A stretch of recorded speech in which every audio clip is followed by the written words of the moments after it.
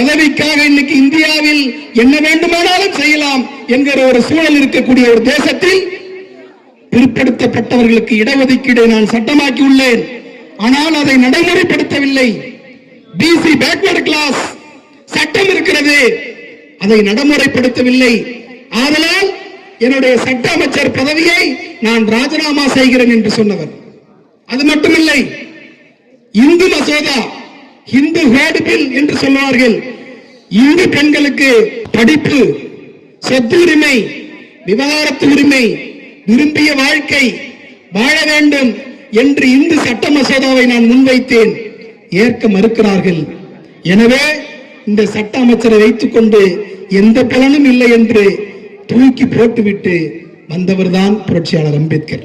பெண்களுக்காகவும் PC ரிசர்வேஷனை நடைமுறைப்படுத்த வேண்டும் என்பதற்காகவும் இந்தியாவினுடைய கேபினெட் அமைச்சரை ராஜினாமா செய்துவிட்டு வந்தவர் அம்பேத்கர்.